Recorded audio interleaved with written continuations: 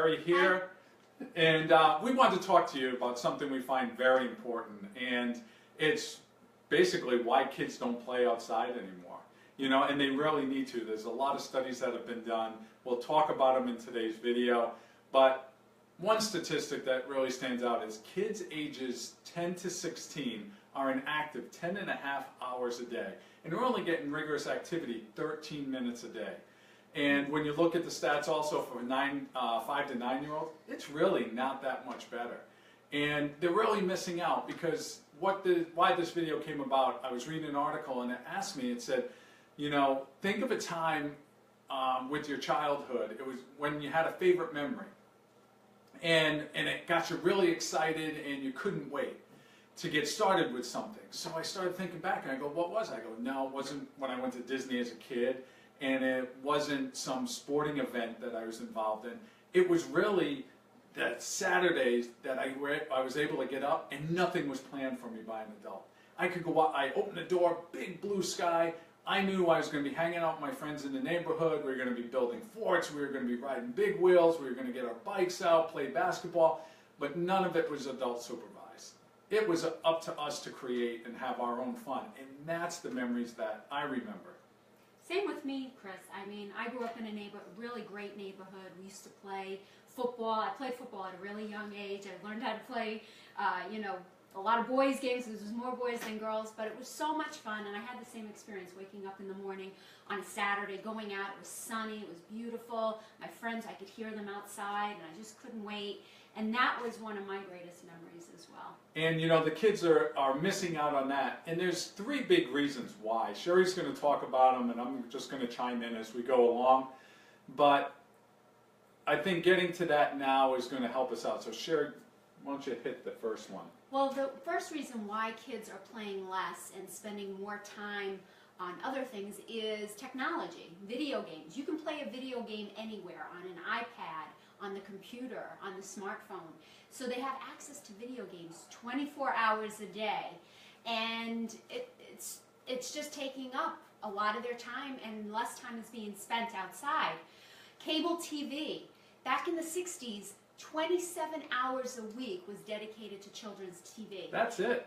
That's it. Now, Disney Channel, that alone is, you know, eating up 24 hours. So. Exactly. And there's 13 other channels that are dedicated to children's TV. So you can see why, you know, that's also taking a lot of kids' time. The smartphone. Kids have access to smartphones at a younger and younger age now, and they're using the smartphone for video games, YouTube, social media. So again, taking up a lot of that time, and less time is being spent on physical activity. One other thing that you wouldn't think of is air conditioning.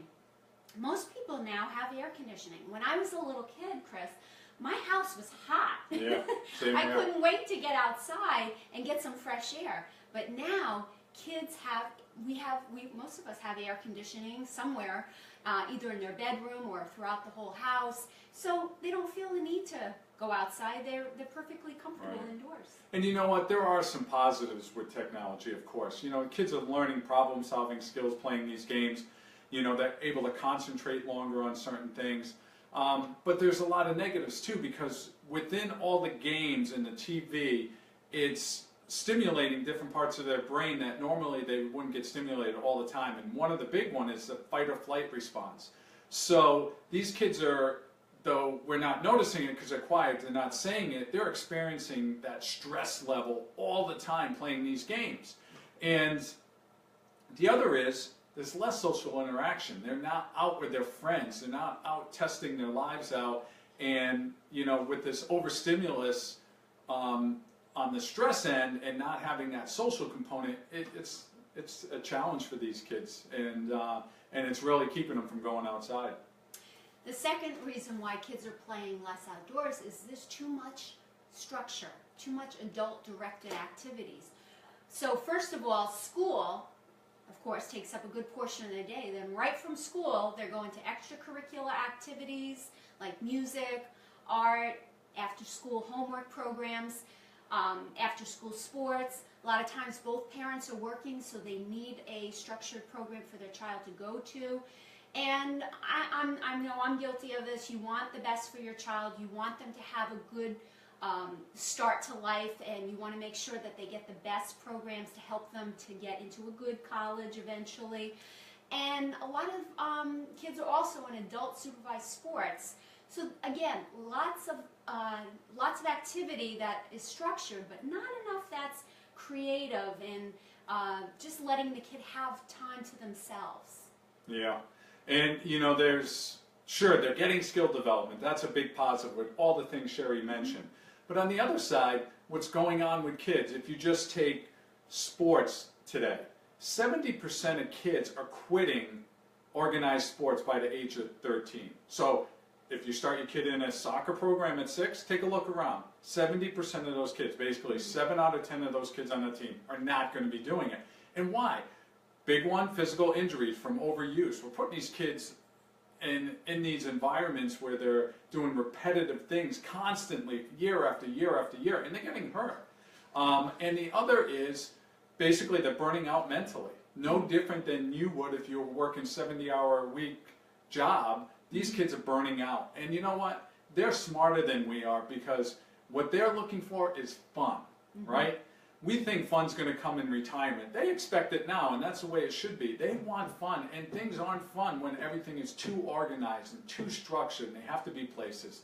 And with all of this structure also affects their sleep patterns too.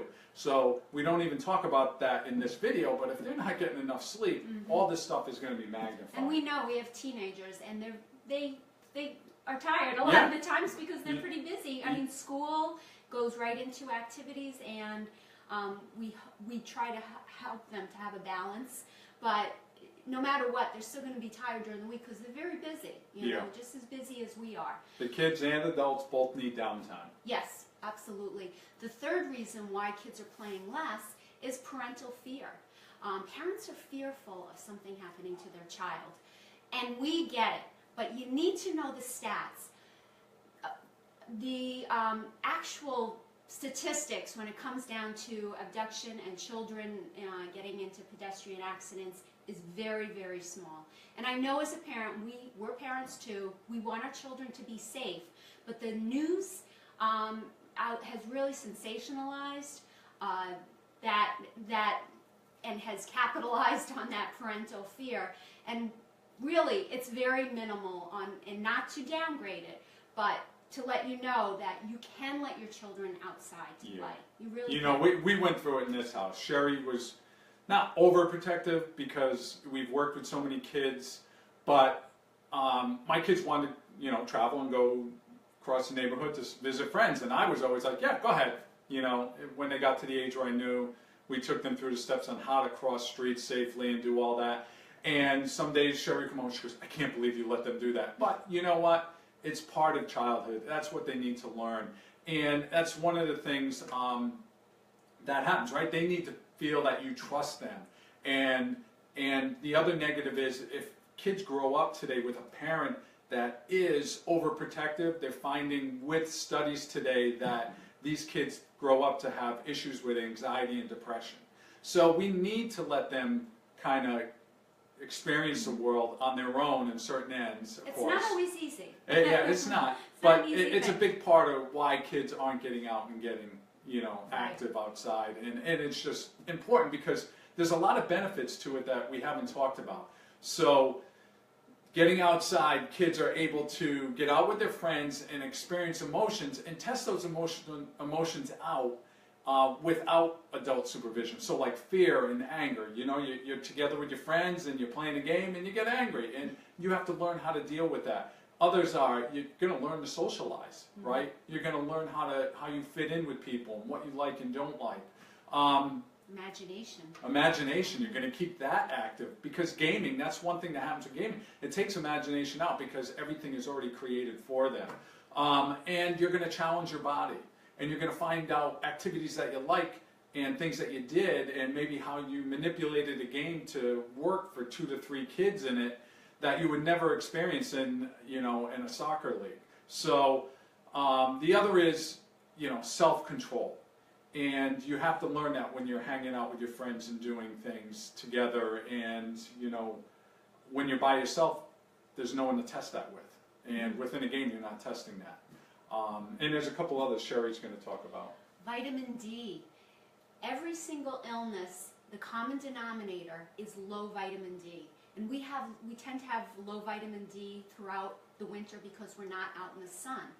The more children are spending time indoors, the less chance they're going to be getting the important vitamin D that they need. And this helps with all kinds of improving immune support, as well as decreasing health issues later down the road. So vitamin D is essential, and the best way to get it is from the sun. If you can get, if your child can get 15 minutes of unprotected, no sunscreen, sunshine on their body, on their arms and their face, they're going to get enough vitamin D that can store for a period of time. Yeah, then you can put the sunblock on. Yeah, We're not saying not to use sunblock. Right. You know, it's but a safety like side. 15 minutes, you know, is what all you need. It's really not that much. And the U.S. largest problem, we have such a big issue with ADHD. And what they're finding is that when children go outside, the second they go outside, their stress levels go down. So being outdoors can really help to manage those ADHD symptoms that we're seeing in children. So, you know, there's a lot of benefit to getting outside. And we don't want to make this video too long for you.